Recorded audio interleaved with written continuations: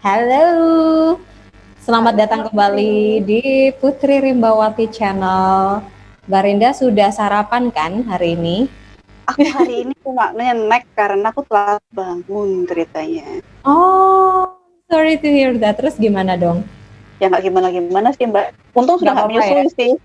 Kalau udah masih menyusui, ampun puyeng-puyeng banget dah. Oke, syukurlah. Tapi everything is going well ya di sana. Ya, Semuanya ya berjalan alhamdulillah.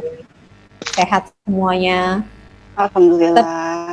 protokol kesehatan, elah ini gara-gara pandemi ini apa-apa Oh nih iya, semua betul. harus dikaitkan itu ya, meski ini kelihatan kita nggak pakai masker tapi hati kita bermasker, apaan Iya, nggak, tapi betul. kita kalau keluar tetap pakai masker ya. Jadi teman-teman, dengan menjaga diri kita itu sama juga dengan menjaga orang lain ya kan, dengan Dan jaga pakai jarak. masker, Ya. cuci tangan, pakai hand sanitizer, anything itu tentang pandemi.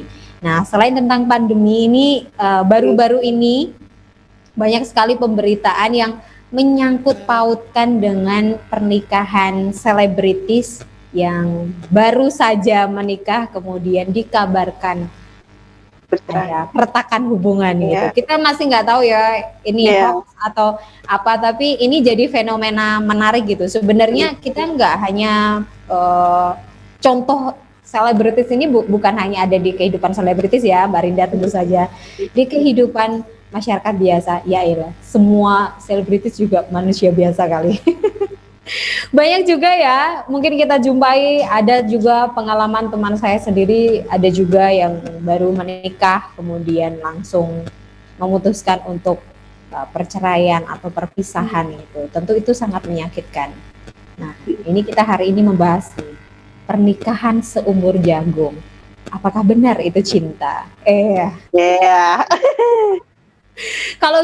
Kalau bahas-bahas cinta ini rasanya berbunga-bunga. Pas banget gak sih? Kita kayak ada flowers pink-pink gitu loh.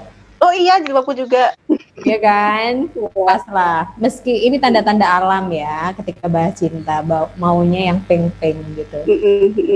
Betul. Silakan Betul. Mbak Rinda.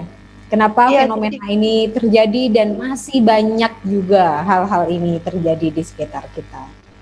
Jadi, pernikahan sebatas umur jagung itu kan kesannya gimana ya, aku sendiri pas buat materi ini dan belajar, aku ngambil sertifikasi marriage counselor kan, Mbak, di sini itu. Karena kan family well-being itu salah satu komponen di dalamnya adalah pernikahan itu sendiri, hubungan dengan suami istri itu sendiri. Jadi aku berpikir penting untuk aku ngambil marriage counselor. Dan saat ini aku sedang daftarin izin terapis di salah satu membership in UK yang akan dikenal secara global nantinya, yang diakui secara global. Jadi ntar tunggu. Bismillah. Karena memang Bismillah, karena kan aku orang hukum kan, jadi I do my best sesuai dengan legalisasinya. Nah, di sini yang menjadi fenomena adalah sebenarnya tidak hanya artis, tetapi pada saat COVID ini naik, banyak sekali kasus perceraian yang melonjak tajam. Dan ini membuat aku miris gitu loh, kenapa pernikahan itu seperti seolah-olah adalah sebuah status pencapaian tertentu yang kemudian kita nggak suka dan buang. Dan ternyata ketika aku ngambil tentang marriage counselor ini, sebenarnya what is perfect love? Apa sih sebenarnya cinta yang sempurna itu, Mbak?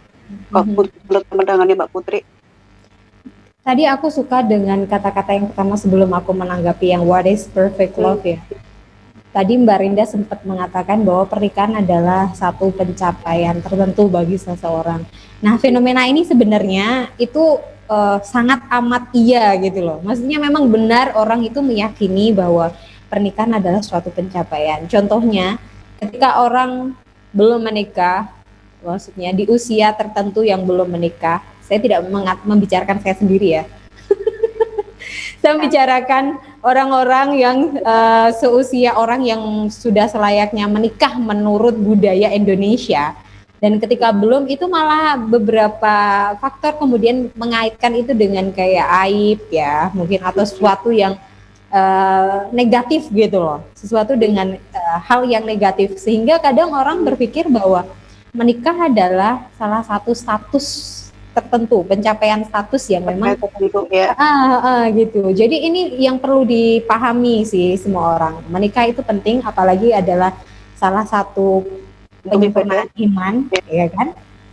Tetapi di sisi lain juga ada aspek-aspek yang lain gitu loh maksudnya. Untuk penyempurnaan ibadah tentu saja bukan hanya dengan menikah gitu. Iya, separuhnya iya. Bahkan begini, Mbak, mikirnya begini. Karena ini penyempurnaan ibadah harus dipertimbangkan baik-baik. Betul. Itu. Jadi bukan tujuannya karena ini menyempurnakan ibadah kita segerakan, tapi karena ini penyempurnaan ibadah harus kita pertimbangkan baik-baik gitu loh. Pertimbangkan baik-baik kan. Maksudnya karena salah satu hal yang keimanan gitu loh. Maksudku dan itu penting dan itu adalah salah satu yang memang kita pilih gitu loh. Kalau orang tua kita, anak kita itu rezeki kita ya, meskipun kita berusaha, Allah memilihkan kan untuk kita. Tetapi seseorang yang akan mendampingi kita itu benar-benar kita gitu loh yang menentukan. Ya Allah juga memberi jalan ya Mbak. Maksudnya adalah kita memilih gitu. Nah, jadi ketika dikaitkan ada pertanyaan apa itu cinta sempurna, saya nggak bisa bayangkan ya kesempurnaan ketika ada kata-kata sempurna, karena memang pada sejatinya kan tidak ada yang sempurna di dunia ini, baik itu cinta, persahabatan, keindahan, ya nggak sih, kecantikan, semua itu nggak ada yang sempurna gitu loh. Berikut pula dengan cinta. Jadi kalau manusia itu ada kaitannya cinta dengan sesama manusia, cinta kita dengan Allah, cinta kita dengan orang tua, itu sangat general sekali. Jadi kalau saya untuk menggambarkan kesempurnaan cinta itu, apa kita nyanyi lagunya Rizky Febian ya? Iya, aku nggak ngikutin, aku nggak tahu. Aduh, salah banget ya aku ngomong gitu ke Barinda. Kesempurnaan cinta ya, ini bukan cerita dongeng, ini bukan cerita hayalan yang dibuat. Kalau aku versiku pengennya ada pangeran kuda putih kayak I feel so like a princess, beneran. Aku mungkin karena dulu itu suka banget yang dongeng-dongengan itu loh Mbak. Jadi kayak ke bawah yang bukan hanya namaku gitu. Jadi kayak I feel like a princess beneran gitu. Jadi bayanganku tuh kayak indah-indah gitu. Tapi aku percaya itu hanyalah khayalan belaka. Itu hanya fata morgana gitu. Ya gitu. Jadi itu Barinda. Kalau untuk mendeskripsikan itu susah. Jadi saya. Cinta yang perfect itu sebenarnya emang nggak ada gitu kan. Kenapa menjadi ada, pertanyaan begitu kan. Karena memang pertama di buku, di novel, di cerita romantis itu memberikan standar tentang cinta yang sempurna gitu kan. Contohnya kayak walaupun Romeo and Juliet itu endingnya sangat mengenaskan ya, tapi kan itu kan kayaknya cinta itu benar-benar people think that's a perfect love ya, kayak Titanic maybe, Cinderella, Jack and Rose, kayak seperti itu apalagi kan? Iya, apalagi yang kayak gitu-gitu love story itulah ya. Sebetulnya kan begitu indah gitu dan digambarkan indah. Aku pribadi menganggap cinta yang sempurna itu kalau di sini aku baru ngerasain gimana sih gambaran cinta yang sempurna itu ketika di UK dunia. Kenapa? Karena aku sering banget melihat kakek nenek gandengan, terus kalau bukain pintu gitu, si kakeknya bukain pintunya si neneknya terus bantuin. Itu menurutku lebih romantis daripada ngelihat Rapunzel dan kawan-kawannya itu gitu. Benar. Itu I wish I can gitu. Jadi ketika aku tuh pada fase-fase sering bertengkar sama suami dan sebagainya, itu aku malah sering keluar karena sering pengen lihat kakek nenek seperti itu gitu loh. Karena itu menantang bukan melihat itu daripada ngelihat love story anak ABG yang yang enggak bener-bener ini realita gitu ya. Iya, dan tujuan utama menikah itu kan sebenarnya kita mencari pasangan untuk bertahan seumur hidup. Nah itu aku setuju banget, bertahan untuk hidup, menjalani kehidupan berdua gitu.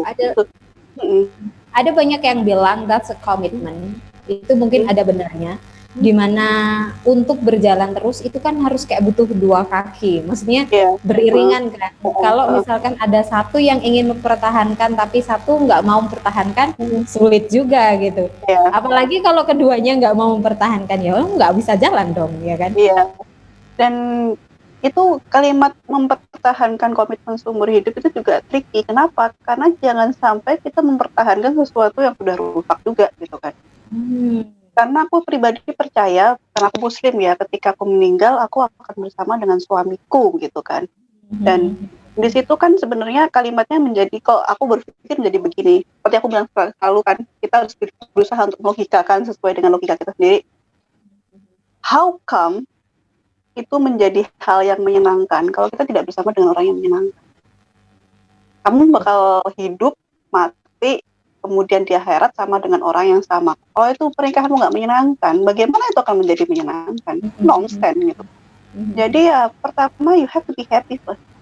Gitu kan. Kamu harus apa yang dulu. Membuat itu menyenangkan kan itu tadi. Ya makanya itu kita harus bekerja bersama-sama gitu. Kalau tidak bisa dikerjakan bersama-sama ya kamu harus siap menerima pil pahit ya untuk mengakhiri, karena it's not fun gitu. Jadi kata komitmen seumur hidup ini harus dihargai sebagai benar-benar seperti pisau bermata dua dulu gitu kan. Ini kamu melanjutkan sama siapa, dengan apa, tujuannya apa, bisa nggak dipertahankan gitu. Ya harus logika kok dong.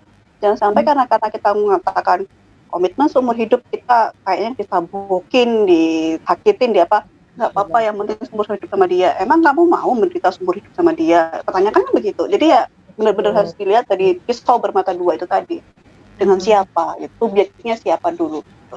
Jadi saran saya di sini, pertimbangkan dengan baik-baik dengan siapa kamu akan menjalani hidupmu. Gitu. Jangan melihat cinta itu seperti cerita dongeng Cinderella, Rapunzel, Romeo and Juliet, dan agar karya-karya novel lain yang begitu indah menggebu-gebu. Enggak, mereka hanya menceritakan dari satu sisi dan itu tuh berhenti di situ aja. Kalau diterusin juga nanti bakal sisi pandang yang lain ya, sudut pandang yang lain gitu loh. Dari dan cerita itu yang tersakiti.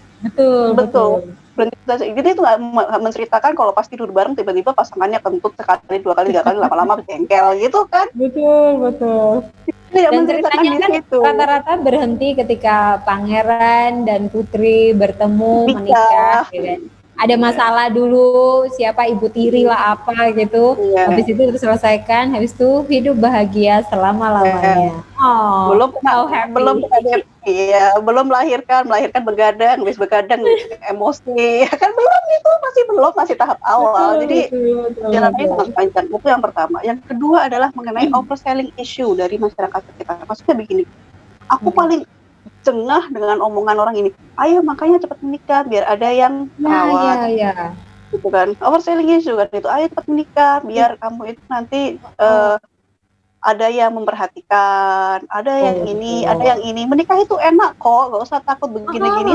Terus gitu kan. ada satu hal yang bilang dan menurutku itu sangat sangat, entah ini masuk ke diskriminatif atau bullying, aku nggak tahu.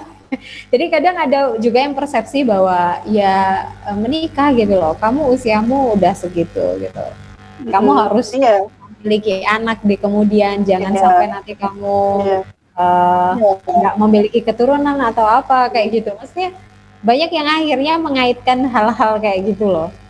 Ya memang, ya betul. Kan? Memang sih sebenarnya kalau kita boleh jujur, reproduksi perempuan kan ada batasnya gitu kan. Tapi kita sekarang hidup di dunia teknologi gitu kan, masih bisa diusahakan. Yang paling penting buat hatimu tuh happy dulu. Karena apa? Karena kalau kamu hatimu nggak happy, kamu tidak bisa memaksakan pemenuhan kebahagiaanmu di orang lain. Nonsense itu. Benar banget. Hai, si Arka potong rambut. Halo Arka. Oh iya. Makanya jadi pendek gitu. Iya, aku sendiri yang gondrong gitu. Iya. Kenapa potong? Karena kemarin itu si rambutnya itu kan ikel kan, kusut. Terus aku potong rambutnya bapaknya ceritanya. Dan akhirnya aku pede. Iya. Tapi kan kadang anak kecil nggak suka dipotong kan? Dia mau jadi aku kan, Arka boleh nggak rambutnya aku potong? Dia diem. Arka, boleh nggak? Gitu kan. Aku langsung potong aja, ceklek. Udah selesai. Pinternya. Gitu sih. Padahal kapan hari aku lihat di Instagram itu kayak masih, ya kan? Iya, masih ikel-ikel Yang ada aku bentuknya. love itu. Iya, Oke. Ya Allah, sudah gede ya ternyata. Baru berapa hari nggak ketemu. iya. Iya, benar-benar. Jadi di Iya. masyarakat ini sebenarnya ya mungkin mereka punya persepsi lain ya. Maksudnya melihat dari sudut pandang yang lain di mana memang pernikahan itu penting gitu. Tapi itu bukan segalanya ya, maksudku. Penting, Iya, tapi itu jangan penting tapi overselling gitu loh. Jadi ketika kita menikah itu soal loh kok nggak seperti yang diomongin orang-orang gitu kan. Karena kan betul. bagaimanapun kalau kita beli barang sesuatu overselling itu kan sampai rumah kan wah ini doang ternyata gitu kan. Jadi maksudku memang gimana ya, diberitahu bahwa pernikahan itu ya memang penting, menyenangkan, tapi juga ada yang tidak menyenangkan, tidak selalu semuanya manis mulus gitu kan, enggak. Tadi sempat Mbak Renda bahas bahwa ini adalah kita sepakati bersama bahwa karena ini penting tentu kita harus memikirkan baik-baik ya pasangan hidup kita karena kita yang memilih gitu ya. Kita sepakat dengan itu. Tentu saja saya sangat percaya semua orang itu punya pertimbangan masing-masing kan sebelum menikah. Mereka berpikir that's perfect kan. Maksudku sebelum memulai itu ini sempurna, ini adalah pilihanku, ini yang terbaik gitu. Dan sebenarnya itu kesalahannya ada di mana sih Mbak ketika semuanya sudah berjalan kemudian mereka baru merasakan oh ternyata aku belum berpikir matang-matang, oh ternyata itu ada hal-hal yang harusnya kita ketahui lebih awal. Sebenarnya ada di titik-titik mana aja yang penting sebelum menikah itu perlu diketahui gitu. Pertama kita bahas dulu yang mengapa kita gampang membuang pasangan kita kasarnya gitu kan. Aku mau bahas itu dulu. Kenapa kita membuang pasangan kita? Karena jawabannya Mbak Putri nanti akan dijawab di slide selanjutnya kayak stage of love. Itu nanti akan menjawab pertanyaannya Mbak Putri. Nah, sekarang kita bahas dulu kenapa ini kita gampang sekali membuang pasangan kita gitu. Kenapa gampang membuang pasangan kita? Karena kita ini semua terkena budaya konsumtif gitu. Jadi pertama cinta digambarkan dengan bentuk yang indah dan sempurna, gitu kan? Kemudian ketika cinta kita lagi sempurna, kita buang dengan cinta yang baru, gitu. Kan kayak konsumtif. Kenapa? Karena pola pikir konsumtif ini kan banjir barang kan. Jadi kalau nggak suka buang, nggak suka buang. Nah, pola pikir ini yang kita bawa di pasangan kita, nggak suka buang. Nah, habis pakai buang, sedih banget. Habis pakai buang. Iya. Ya begitulah cara kerja otak gitu kan. Begitulah cara kerja otak. Saya ulangi lagi kenapa? Karena otak itu bias sekali, dia tidak bisa memproses secara otomatis mana yang nyata, mana yang enggak dan sebagainya. Jadi automatically di otak ini dia akan menganggap semuanya nyata kalau kita tidak berusaha membedakan mana fakta mana enggak ya. Gitu. Jadi karena kita terbiasa dengan budaya konsumtif, kita akan mengkonsumtifkan semua hal. Dipahami sih mesti. Dan ini mempengaruhi di pasangan kita, gitu. Ini sebenarnya mempengaruhi dalam pemikiran kita di bidang apa ya aku pikir. Maksudnya kayak betul. Cara kita dalam memilih apapun hingga sampai pada pemilihan pasangan dan memiliki hubungan dengan pasangan ya. Betul. Yeah, betul. Dan karena kita budaya konsumtif itu alasannya kenapa sekarang kita itu ada fenomena kayak pelakor, pepinor, yang satu nggak cukup karena you know what I mean, karena kita terbiasa mengkonsumsi secara berlebihan gitu. Jadi ya salah satu cara mendidik otak lagi ya, untuk meriset otak lagi ya stop budaya konsumtif gitu. Itulah alasannya kenapa sekarang aku berusaha untuk tidak konsumtif untuk barang-barang. Jadi stop. Nah ya memang otak itu harus latihan gitu. Betul. Jadi harus fokus ke arah situ ya, karena cara membentuk ulang bagaimana pola pikir kita itu salah satunya berawal dari situ. Ini pelajaran berharga banget ya. Aku nggak tahu siapapun yang nonton ini pada akhirnya semoga part ini itu benar-benar dipahami. Ternyata dari kebiasaan kita, bagaimana cara kita berperilaku, konsumtif itu tadi itu sangat berpengaruh dalam kehidupan kita, bahkan sampai ke pasangan gitu. Hampir semuanya ya. Iya. Nah, kemudian kita lihat sekarang perceraian dan alasannya gitu. Apa sih sebenarnya alasan perceraian? Itu kan ternyata yang paling banyak adalah yang nomor 1 itu pertengkaran. Tahun 2018 ya, alasan perceraian itu nomor 1 adalah pertengkaran 46,6%. Gitu. Ini adalah hal yang iya ya, maksudku pertengkaran itu adalah pemicu ya, lagi-lagi maksudnya hal yang mungkin kecil jadi besar. Tapi kalau dipikir ulang, bukankah itu normal ya? Maksudku, that's normal kan, bertengkar sama siapapun kita bertengkar gitu loh. Pertengkaran ini sebenarnya kalau kita ngomong masalah stage of love itu dia masuk ke level 2, Mbak. I see. Jadi itu adalah hal yang sangat normal gitu loh. Yang menjadi normal adalah kalau kita bertengkar terus-terusan. Yang tidak menjadi normal adalah ketika kita tidak bertengkar terus-terusan, nggak nemu solusinya, kita nggak move on dari stage itu yang menjadi tidak normal gitu. Betul. Jadi sebenarnya pertengkaran ini adalah cara kita untuk saling buka diri gitu. Tapi di sini betul, aku sepakat banget. Dengan pertengkaran itu orang sebenarnya malah akan jauh lebih akrab karena saling mengenal kan. Betul, lebih mengenal. Di sini harus hati-hati. Kenapa? Karena pertengkaran itu jangan sampai berakhir debat kusir.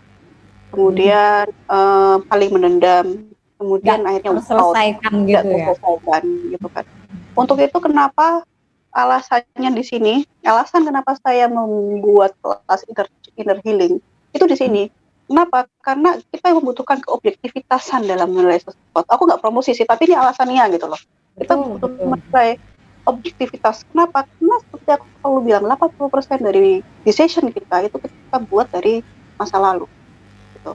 Iya. Saya kasih satu contoh nyata ya, karena aku lagi menterapi satu pasangan. Gitu.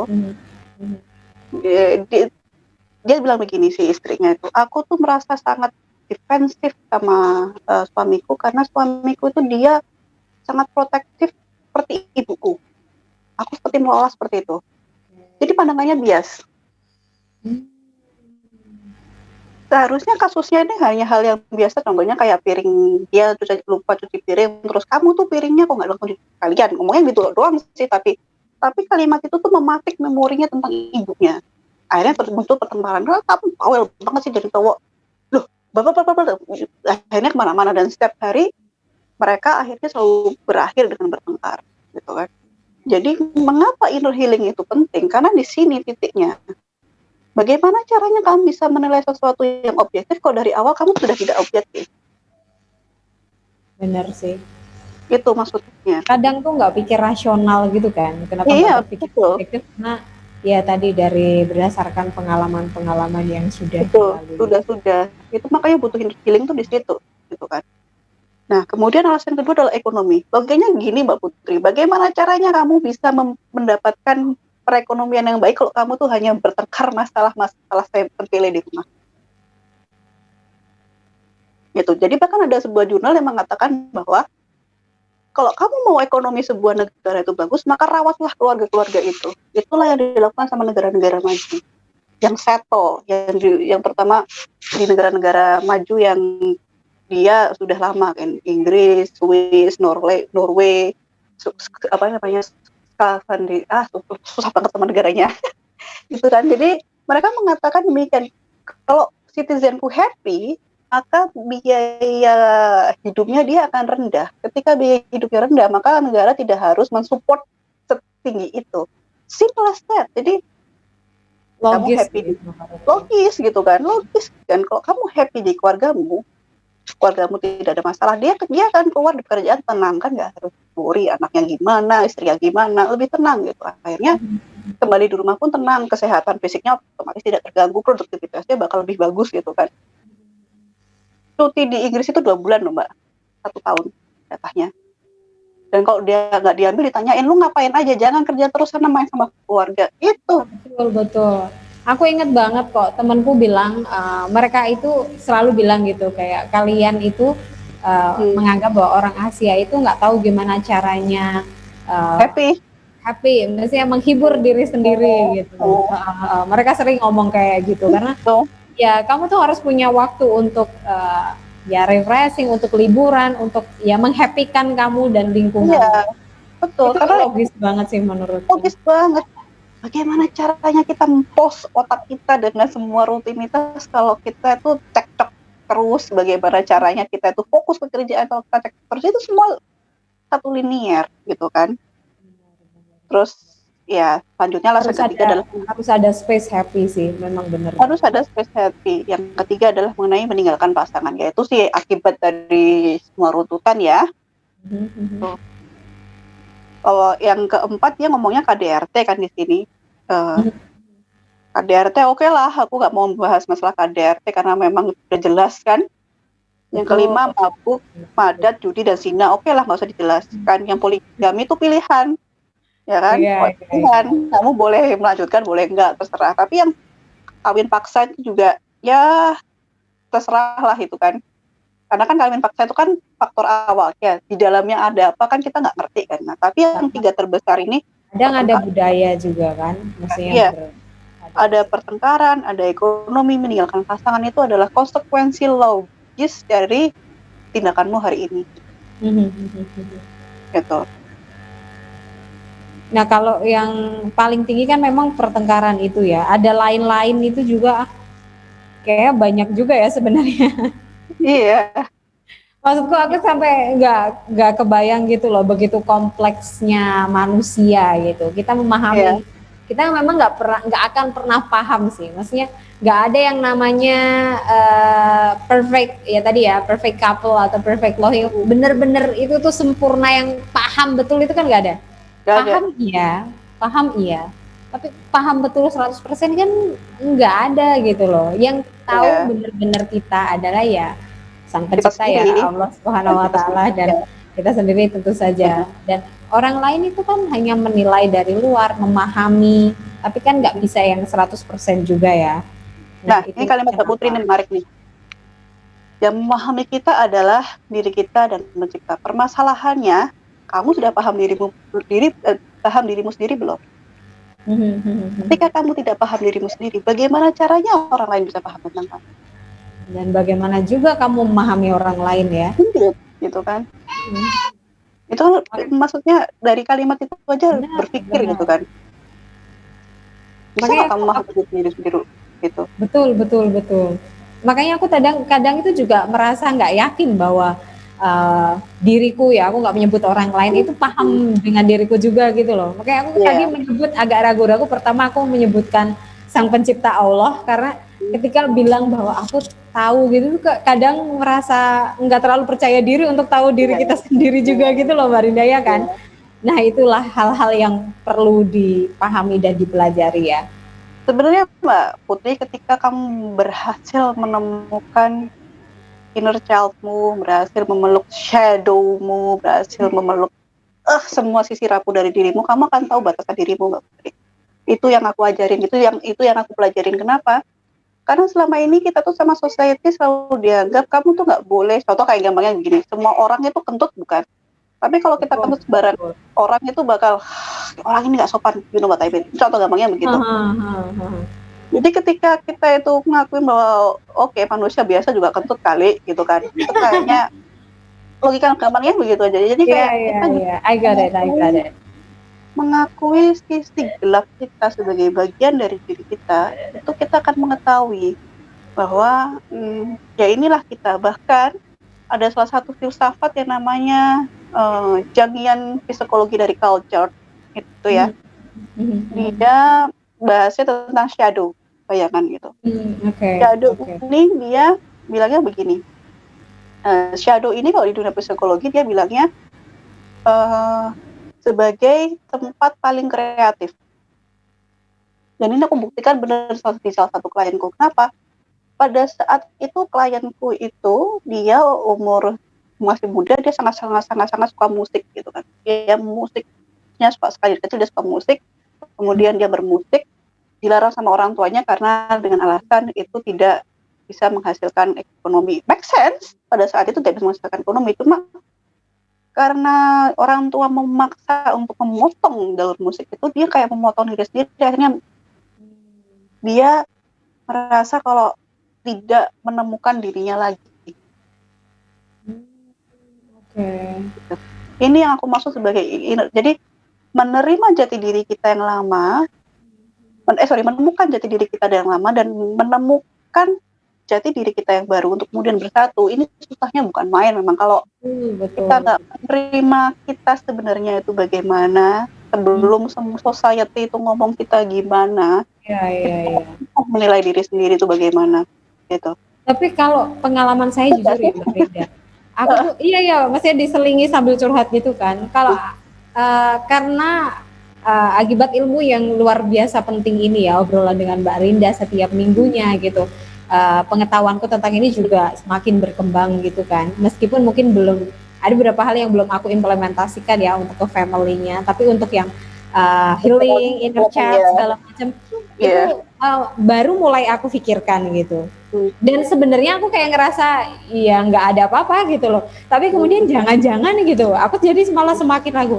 Jadi aku ada berpikir, aku semakin tahu ilmu ini, aku semakin ini kayak khawatir. Penasaran, ya penasaran. Semakin penasaran gitu, bener-bener itu kata yang tepat kayaknya. Ya, ini kita lanjut, gimana? Jadi Dr. Campbell ini tadi, dia nama lengkapnya siapa ya? Aku lupa. Dia sangat terkenal sih, bisa di googling di website, di internet. Di Dr. Campbell ini punya 5 stages of relationship. Yang pertama, romance, power struggle, stability, commitment, dan co-creation. Itu stage ya, maksudnya kayak per level gitu ya? Level. Jadi ya bukan circle, tapi dia per level. Betul. Yang stage pertama itu romance. Nah, stage romance inilah yang membuat kita bias selama ini, Mbak Putri dan teman-teman yang lainnya. Kenapa? Karena kita seperti sedang minum obat cinta. Gimana rasanya obat cinta? Iya, itu yang buat mabuk kepayang itu ya. Apa sih istilahnya kalau ibuku dulu bilang itu, bahasa Jawanya itu aswe rasanya kayak kecap kalau ngomong masalah cinta gitu lah. Aku lupa lah intinya apa itu. Bener, iya. Maksudnya istilahnya apapun itu terasa indah ya, dunia rasa milik berdua, terasa katanya ada yang bilang ada kupu-kupu yang keluar dari ya karena memang begitu, stage-nya adalah romance dan itu adalah proses yang alamiah untuk memastikan eksistensi manusia. Memang kita dipaksa untuk bereproduksi kan untuk mempertahankan eksistensinya. Makanya level pertama tuh romance. Nah, di sini memang susah melihat secara objektif dan berlangsung sekitar 2 sampai 24 bulan. Dan jangan berpikir bahwa ketika aku baca 2 sampai 24 bulan. Ya, tolong ya teman-teman di luar sana yang mungkin hubungannya saat ini masih baru 2 sampai 24 bulan, perlu kepekaan yang tinggi ya menurut Mbak Rinda, di mana Mbak Rinda cerita. Iya, betul. Dan hubungan ini bukan berarti pacaran 2 sampai 24 bulan kemudian menikah aman, enggak. Every level on your life itu bakal berbeda. Jadi setelah kamu menikah beda lagi gitu. Pasti beda lagi. Jadi jangan dipikir bahwa ini udah kenal pacaran selama 5 tahun. That's a different ya. That's a different karena kita nggak tinggal serumah. Tapi bukan pastilah setelah menikah itu beda atmosfer ketika kita pacaran ataupun tinggal serumah sama Leven kan sangat berbeda. Kamu mau menstimulasi pernikahan dengan cara apapun, kalau tidak benar-benar menikah sendiri itu beda sekali. Tapi maksud aku ngomong begini adalah ketika tanda-tanda awal itu sudah terlihat pada saat pacaran, maka kamu harus beware gitu loh. Harus hati-hati. Kenapa? Karena sekali lagi pasangan itu kalau bisa sekali seumur hidup. Jadi pilihlah dengan sebaik-baiknya gitu, yang sesuai dengan keinginanmu. Gitu. Aku amin banget lah itu. Iya. Dan memang ya Mbak ya, ketika aku belajar di The Science of Happiness dari Universitas Yale, dia mengatakan bahwa setelah menikah pun grafik kebahagiaanmu akan turun. Betul. Aku jadi jangan banget baca itu. Iya, jadi jangan pernah kamu mengharap kebahagiaan dari pernikahan kalian itu nonsens. Iya. Gitu. Jadi ya. Aku lupa kayak di buku di balik pernikahan atau apa. Aku lupa judulnya. But in English, maksudnya itu ciptaan buku maksudnya Western gitu kan. pola pikir Western gitu. Aku juga pernah baca itu, bener banget sih. Karena memang pada faktanya iya gitu loh. Pada faktanya hal-hal selalu kan kita punya ekspektasi yang berlebihan kan tentang pernikahan atau tentang hubungan. Ya aku nggak tahu ya, maksudku. Aku pun ketika bertemu dengan seseorang yang menurutku cocok, itu ekspektasiku aja udah luar biasa tinggi gitu. Dan itu adalah hal yang normal. Yes, true. Nah, apalagi dengan pernikahan kemudian lagi bersama itu lebih lagi gimana gitu kan, Mbak. Iya, betul. Makanya kalau seandainya karena aku juga sedang menulis buku tentang prenup, perjanjian pranikah. Perjanjian pranikah itu salah satu cara yang membuat kita kembali rasional, karena kita, ya aku tahu tuh hormon cinta itu luar biasa dahsyat gitu kan. Tetapi kalau ketika berusaha menceritakan hal-hal yang sensitif dan isu-isu penting, itu mengembalikan objektivitas kita gitu. Dan pun kalau seandainya terjadi apa-apa, kita punya exit clause, punya pintu darurat gitu kan, exit door gitu kan. Karena yang namanya menikah itu tidak hanya mengenai dua orang, tapi juga kalau ada anak gimana, ada aset bagaimana, dan sebagainya, itu think logically gitu kan. Ya memang kesannya kayak cinta kok dihitung-hitungkan, oh iya karena seumur hidup gitu kan. Iya kan kadang gitu. Banyak orang yang bilang ya kan cinta namanya juga cinta ya. Nggak ada sih yang benar-benar cinta gitu menurutku ya. Ketika kita cintanya Allah sama umatnya ya. Ya.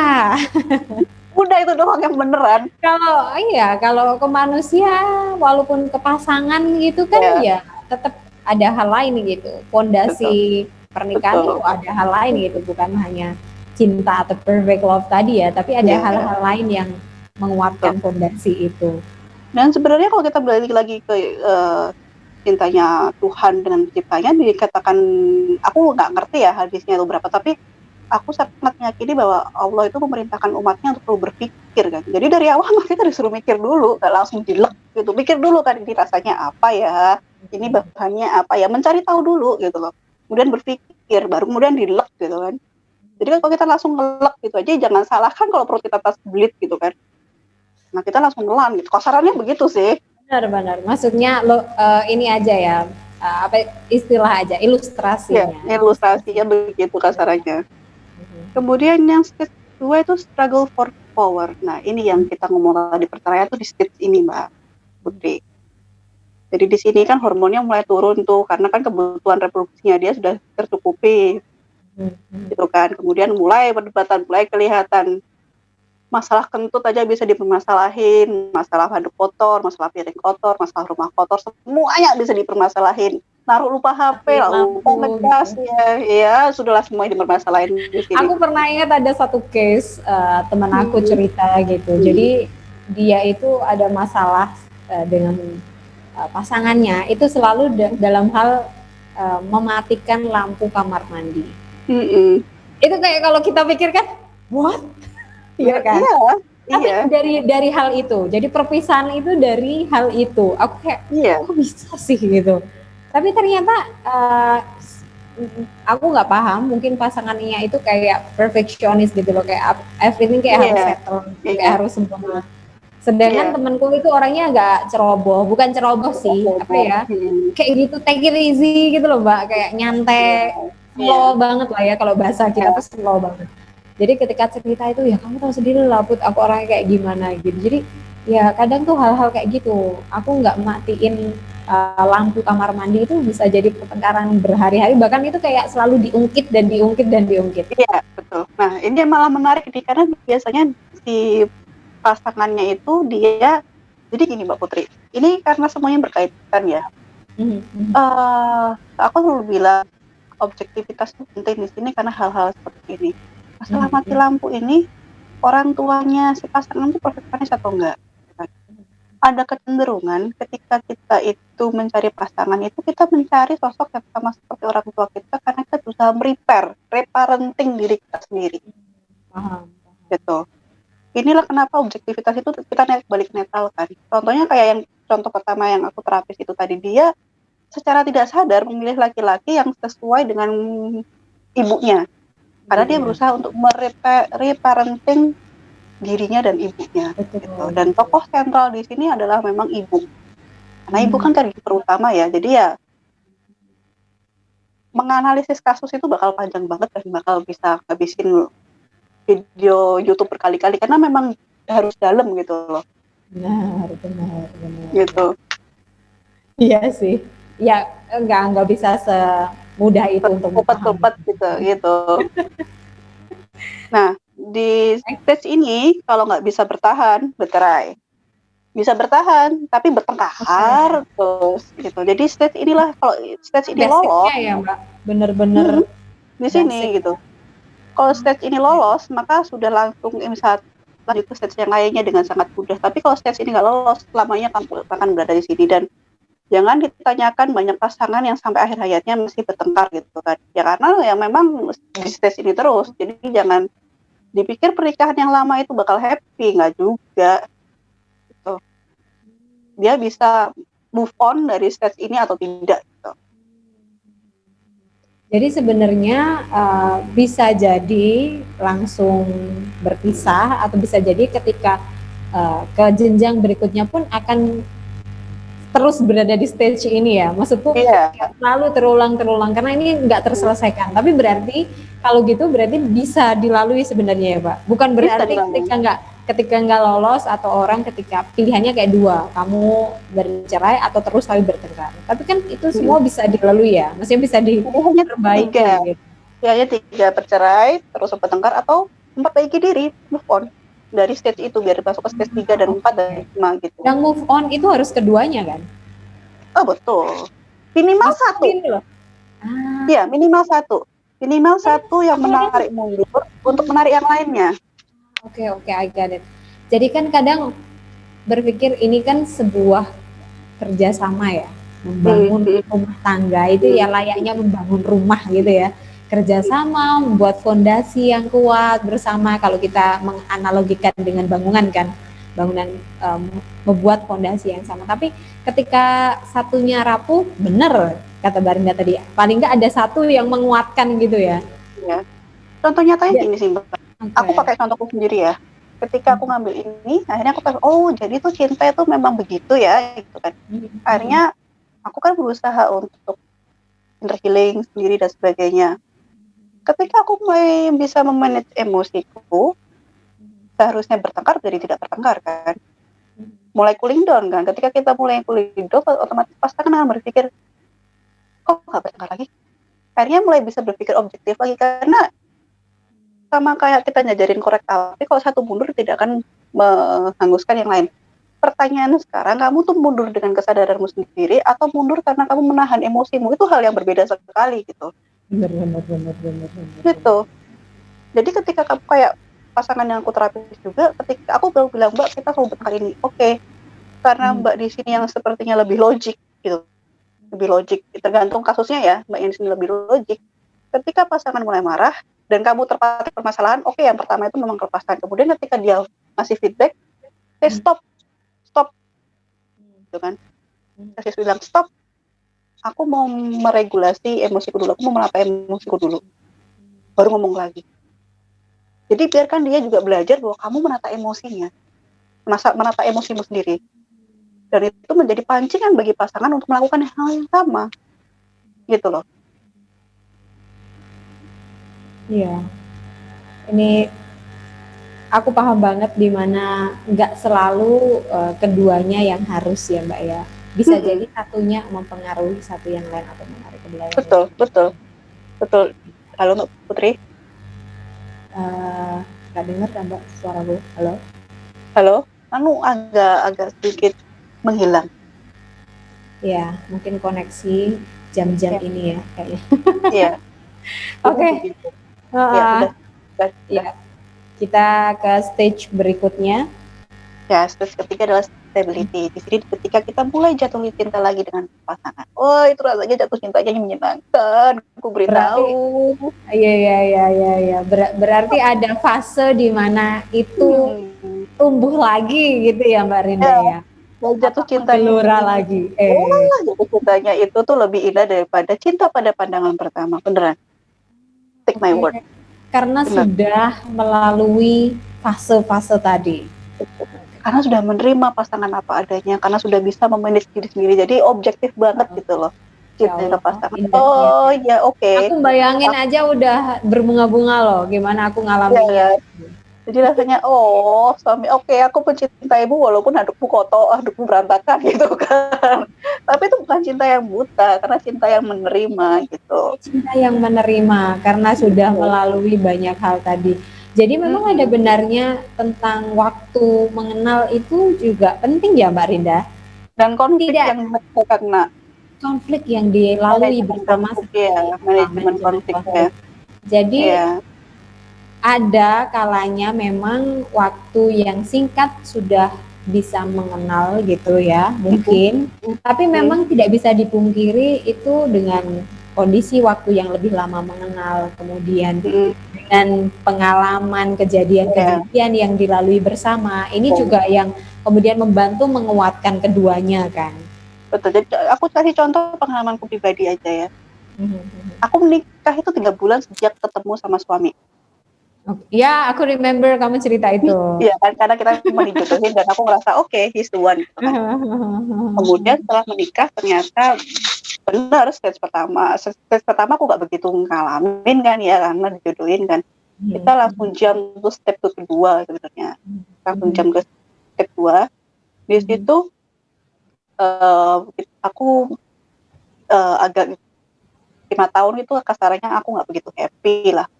Naik turun gitu kan.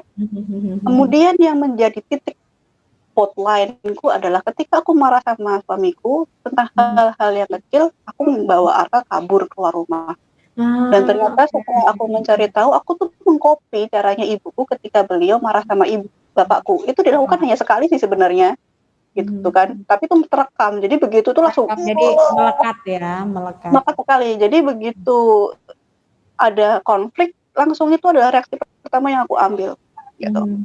Begitu aku sudah menguasai emosi, sudah inner healing, itu ketika ada masalah kecil kayak kemarin kebetulan suami agak marah sama anak, mainan kesayangannya dibanting, pecah, Arkanya nangis, meraung-raung, aku tenang-tenang aja, gitu.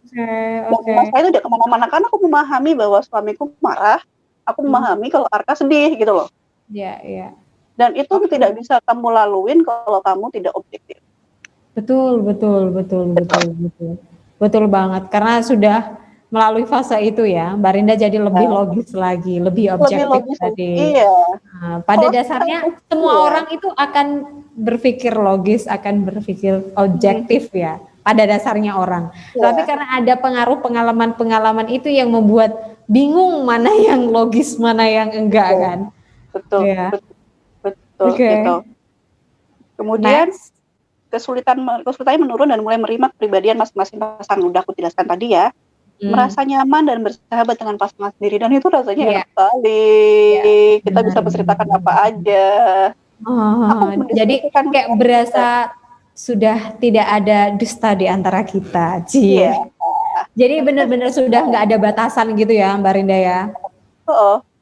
Iya, jadi aku sama suamiku udah menceritakan apa aja, udah dari gosip sampai fakta sampai politik, udah kita nyampur baur aja gitu loh. Dan nggak perlu ada yang ditutup-tutupin lagi, nggak ada yang jaim lagi maksudnya.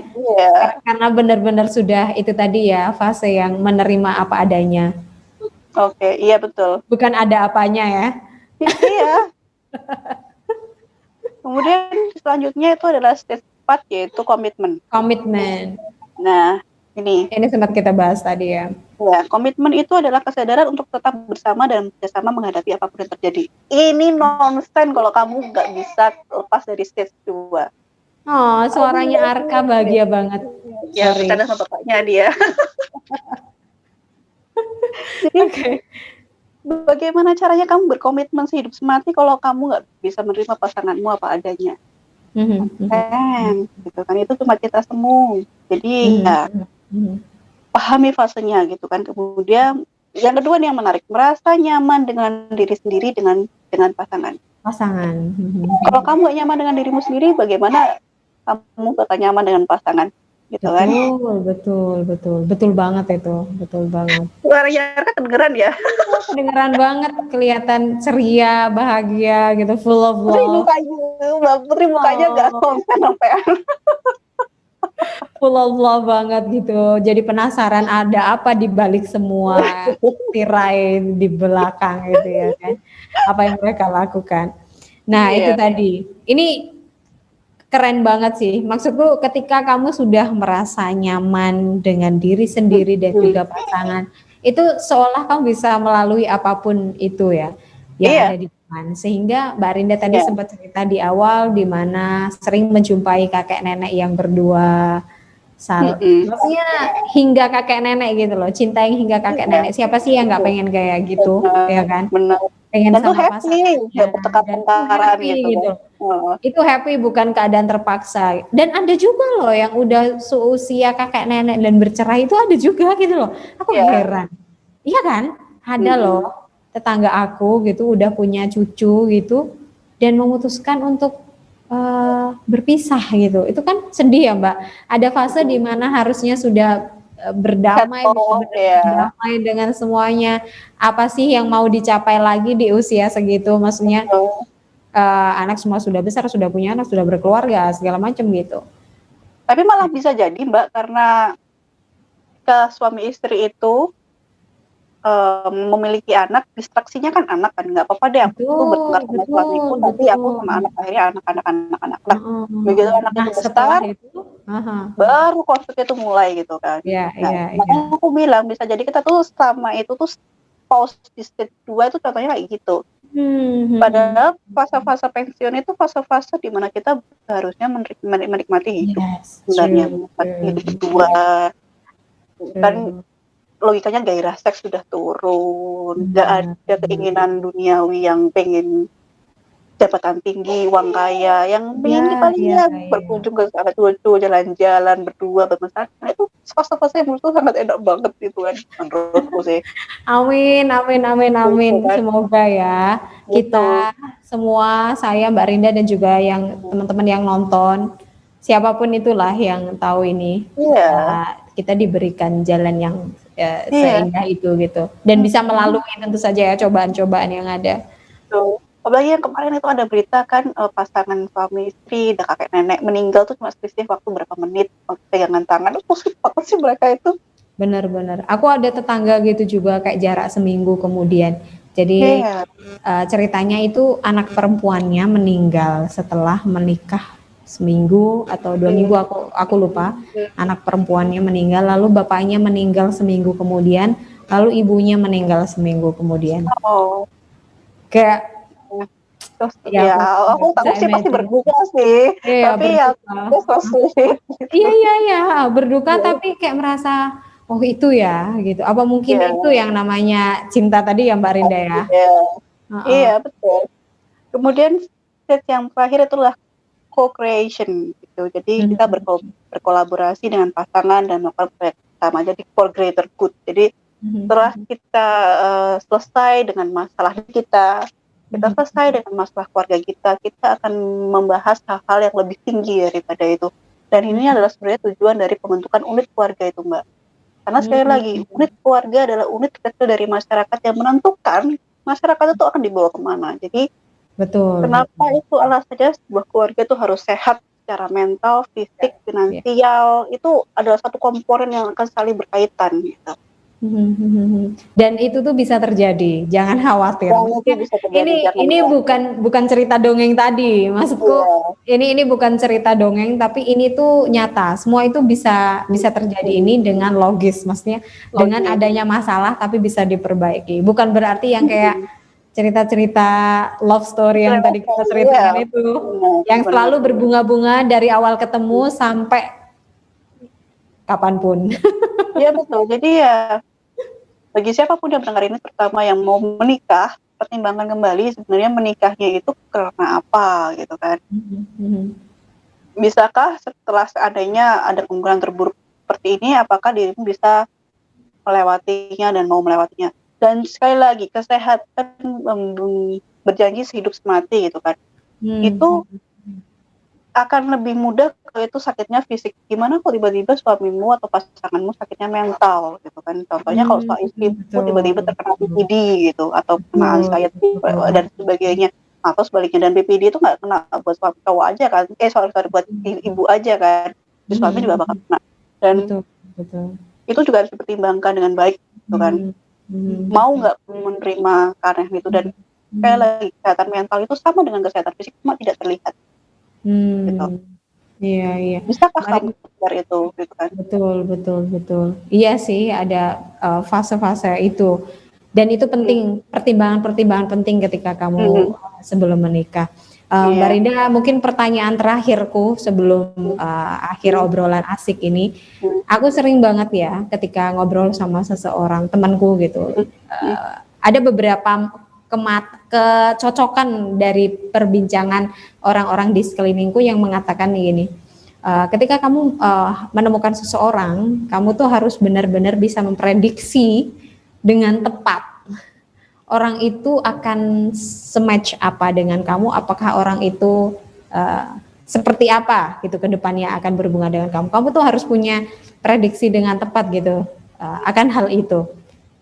Menurut Mbak Rinda gimana? Ada tips nggak dalam memprediksi orang atau pasangan kita untuk mengenali mereka dan itu agar pas gitu sama kita?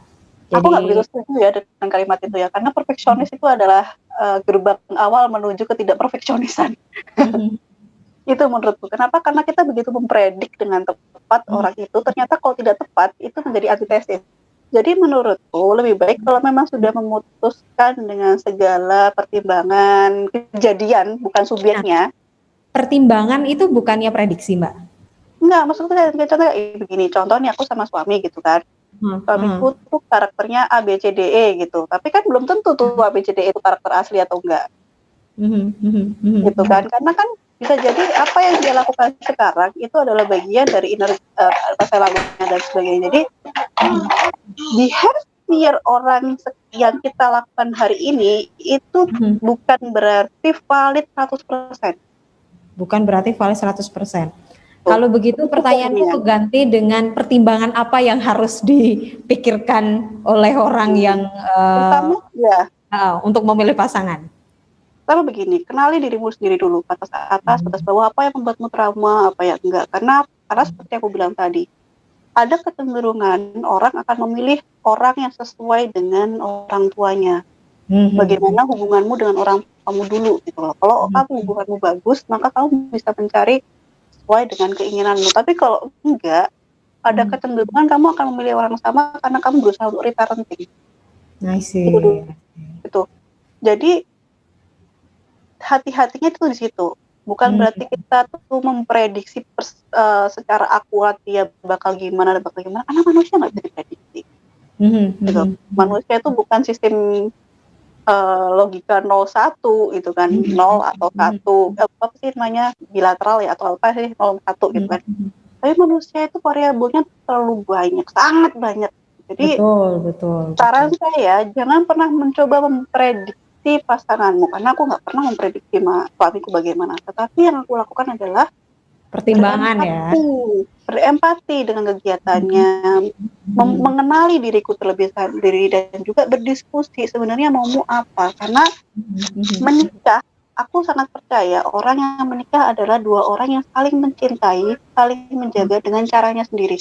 Caranya sendiri ini tadi akan tertutup dengan ego kita karena kita bergelut dengan masa lalu. Is that make sense? Betul.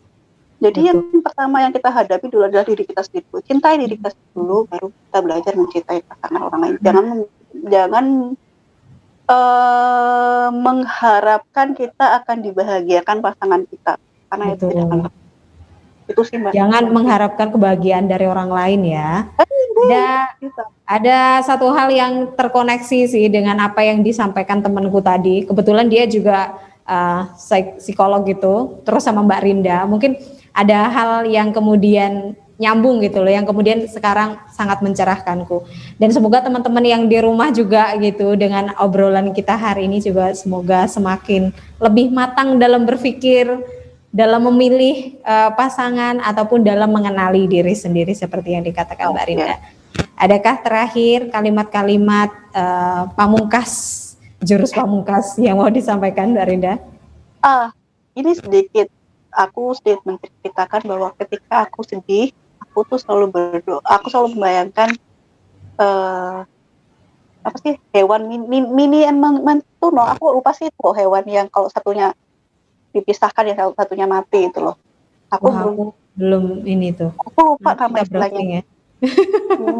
Mini atau bukan seperti buaya. Buaya itu pasangan sangat setia. Dia kalau pasangannya pergi dia akan mati gitu. Jadi aku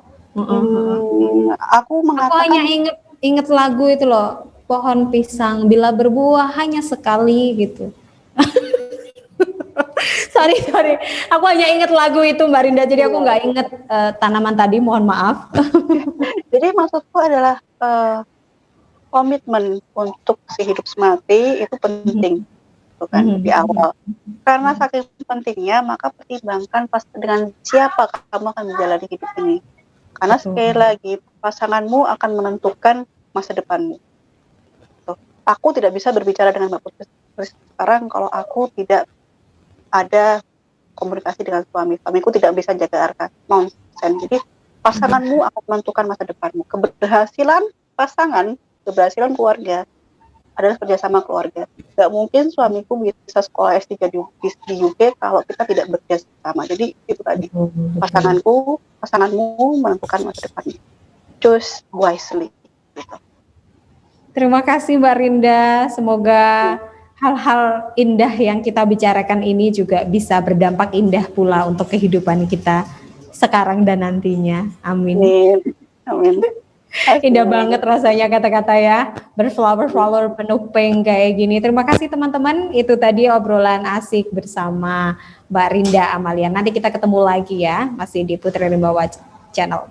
Thank you. Bye.